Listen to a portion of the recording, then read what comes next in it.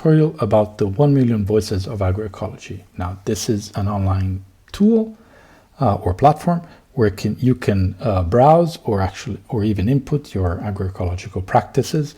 So first thing, you want to type 1millionvoices.agroecologymap.org and you arrive on this web page, and you'll see there are 3 buttons on the home page. There's the discover the map, register a location, and share your practices. So quickly you can see across the map in the globe, and you can browse the globe, the different agroecological practices. You can click on it, you can everything is browsable, and you can investigate what is happening in the different locations.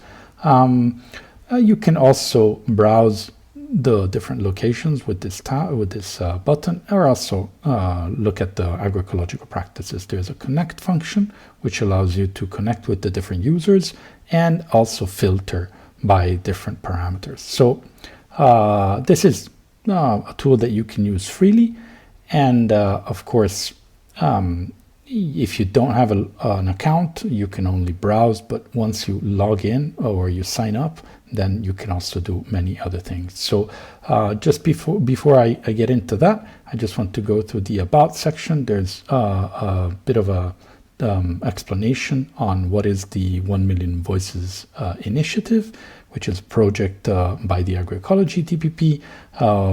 What is the agroecology map, and we'll discuss this also during the webinar, and how is this platform beneficial to the different users, including yourself, and what happens to the data, in particular that it's hosted under a Creative Commons license by and CSA 4.0. But you also have a forthcoming manual and a bit about the people who are behind this research, and finally a thank you note with our partners and the tools we use for developing this platform. Okay, so let's get started. First thing, you want to sign up.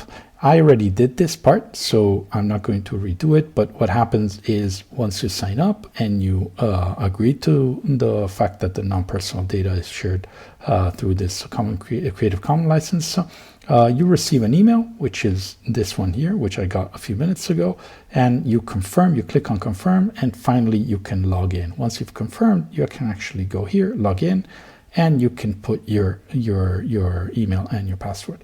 Okay, and then you're signed up, and it brings you to the last page where you were. I was in the thank you note page, but of course, if you were in home, it will bring you back at the home. And apologies.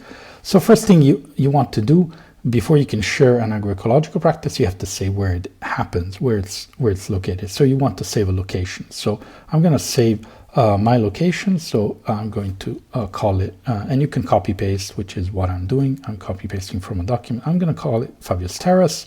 Country, it's going to locate you depending on where where your IP address is. It already locates me in Italy, which is good because I'm in Italy, so I don't need to change this. Now, is it a farm? Now, this is interesting because, of course, I don't have a farm. I'm not a farmer, so I would put no. But before I put no, I want to show you that if you do have a farm, you can actually characterize the farm with a number of parameters like crops, animals. I have fish, there's trees, there's no trees.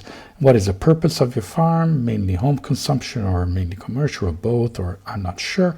Every time you see a red asterisk, it means that the field is required, but there are very, very few fields required in this tool. All the rest is subject to your will. If you want to input more data, you can do that, or even not. Okay, so let me go back. I don't have a farm, so I'm going to put no, and those fields disappear. Then you have other questions, like what is the dream future of your farm?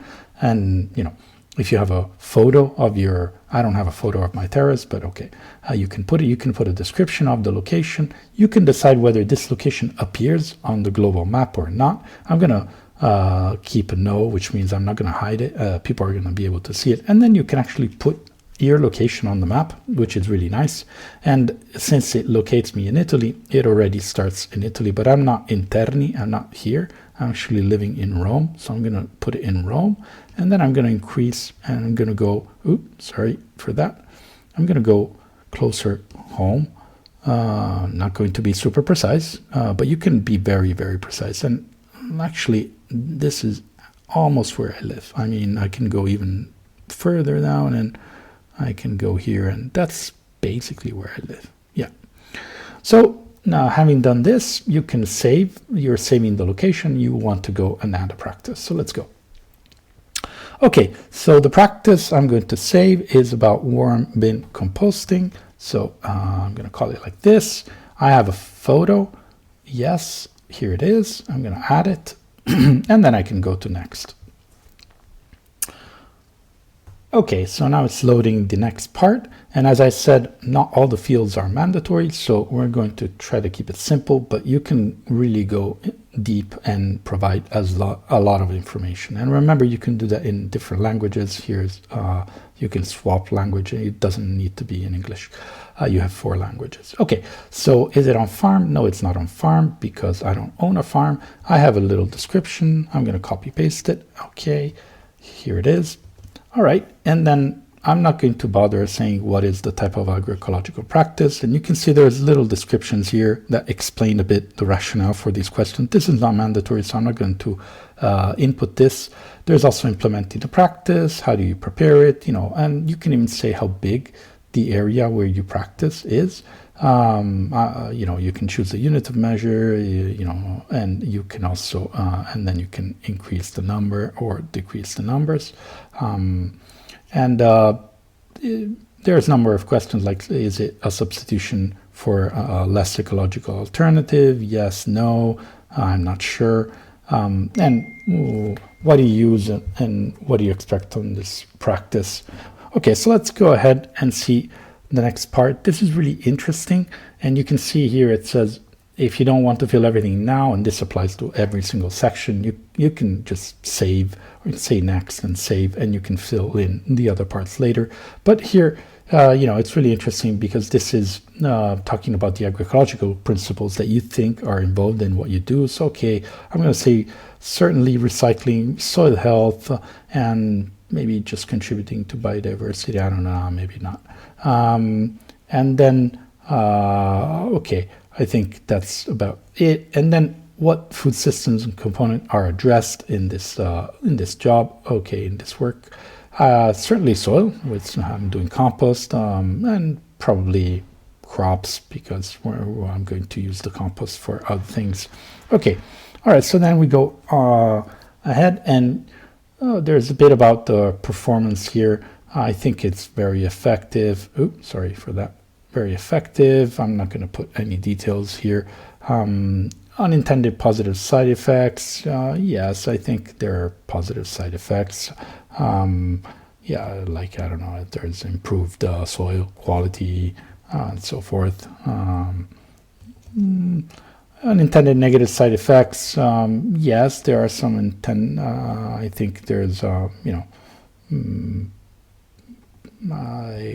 doing compost is a bit complicated. I don't know, something like this. It's important to experiment, blah, blah, blah. Knowledge and skills, no, not very, I would say no specialized knowledge. You just have the worms, you put in the waste. Labor, very little, low labor. You just need to clean it a bit. Costs associated, very low costs. And does it work in degraded environments? I don't know. I'm not sure. Does it help restore land? I assume so, but don't really do it for that.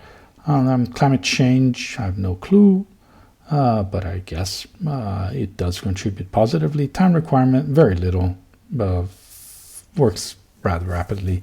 Okay, and then you click next. And okay, what is the knowledge? I think it's personal experimentation. Knowledge timing, yeah, I've done it just recently. I don't do it since a lot of time. Uptake motivation, I don't know, something like improve my lifestyle.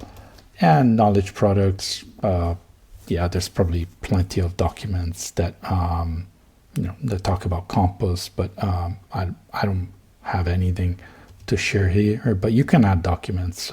You can do an online search and add stuff. Save, and here we are. My worm bin composting has been added to the 1 million voices of agroecology, and I also want to see it on the map. So, okay, and note that you can add comments. Now, I'm not going to comment myself, but you can add comments to other people's entries, and that's how you also engage.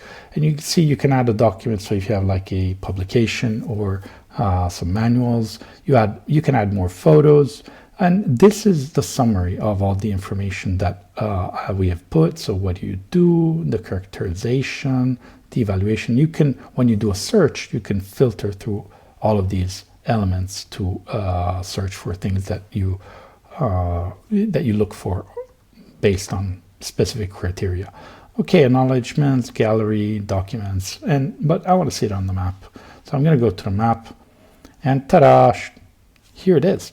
I'm here, and you can click on it, and my terrace is here, and I can click on here, and it says where it is, and of course I can delete it because I own this thing, but other people cannot delete it. And so let's look at the practices. There's only one practice I do on my terrace, and it's the warm bin composting.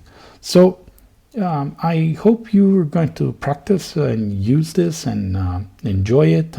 Discover a lot of different agroecological initiatives across the globe. We are looking for a lot of contributions in the coming weeks and months. And yeah, this is in a nutshell how this thing works. I hope you found this video interesting. Goodbye.